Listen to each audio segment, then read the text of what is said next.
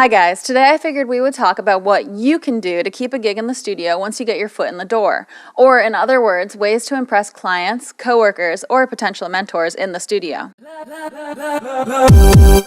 Okay, so how do you impress a mentor or a potential mentor, and how can you become the type of person that everyone wants to work with in the studio?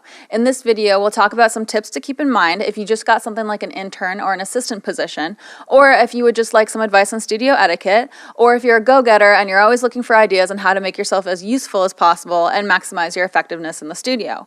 Working in a studio is so competitive, so anything you can do to improve is always recommended. So let's start this list. Number 1. First of all, being likable. Now, this might seem like a trait that you either have or you don't, but there are some things you can keep in mind to do well at this one. It's good to remember that if you tend to clash with people, then you'll probably have trouble in the studio.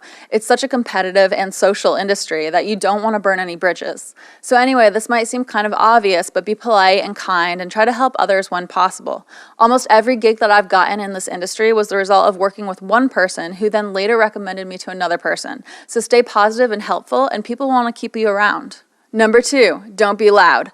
Don't be the type of assistant that barges in on someone else's session and starts cracking jokes, chatting, and talking loudly while they're trying to mix or track. If they're doing something that involves listening, which they usually are, then don't disturb. I've seen too many young people make this error when they first start going to a studio. Generally, if you're not one of the primary players inside the studio, like the engineer, producer, or musician, then you should remain quiet while everyone is working. It's always a safe bet to save your chatting and socializing for the lounge area. And I know this sucks and it might sound harsh, but if you're an intern or an assistant, be careful not to be the type of intern that asks too many questions too often. So start slow with your questions and try to pay attention to absorb information. And as you get to know the engineer you're working with, you should be able to kind of suss out how often you can ask questions without interrupting the workflow and upsetting the engineer. You might also notice that you can get away with being louder and asking more questions if the clients are not in the studio with you and the engineer at the time. But again, the safe bet is to start quiet and suss it out. Number 3, be humble. No matter what your role in the studio is, it's never a bad idea to have the attitude that you're not above getting water and coffee or cleaning dishes. You never know who you might impress with your good attitude. Also, don't be picky about the gigs you take. When you're picky, it makes you look stuck up, and that won't impress anyone. You might have to take some gigs that you're not very into at first, but you'll keep your name and your business out there, and word of mouth will eventually help you expand to where you want to be. Number 4, setting the mood for the engineer or the client. When you get to the studio, it's not a bad idea to set the mood a bit for your client or engineer. Now, of course, use your discretion with this one, but you might want to adjust the lighting if there's a dimmer, or even set up candles if the studio allows it. You'll also probably want to make sure that the air or the AC is on or the heat is on, depending on the weather. You basically want to make the space comfortable for the client. Chances are you're working on someone's art, after all. Number 5, don't be stuck on your cell phone. So this might seem shocking that I even feel the need to bring this up with you guys, especially if you're around my age or older, but I've heard about and I've actually seen interns and assistants sitting in the back of a control room on their phone while they could be watching and listening and learning. When I was an assistant, I only took my phone out for one of 3 reasons, and my phone was always on silent. So 1, I was taking notes on something in my notes app. 2, I was looking something up that the engineer and I were trying to figure out or remember, or doing a specific task that was requested of me. Or 3, I was using an app that related to audio, so something like an RTA app, a decibel level app, or a tuning app.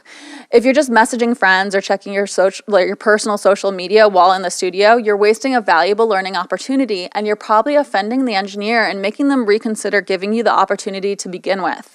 I mean, after all, they could give someone else the opportunity, someone that would want it more and take it more seriously. So anyway, just avoid the phone. Number 6, predict requests.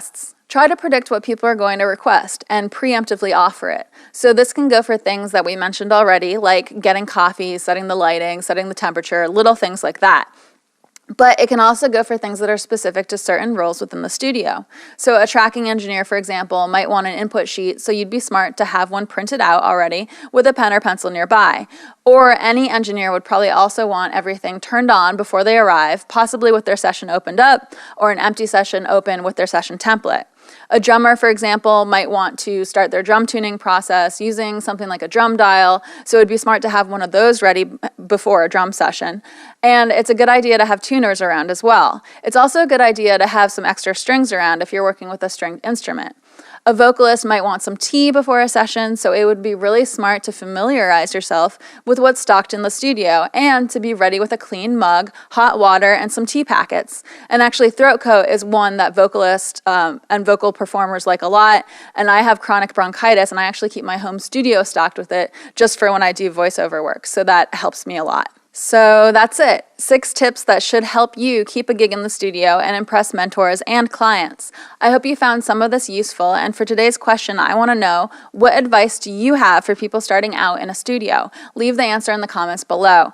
Also, if you like this video, please hit the little like button, share the video, or subscribe to my channel. I'll be coming out with new videos every other Wednesday, and thank you for watching. Okay. I don't want to look shiny.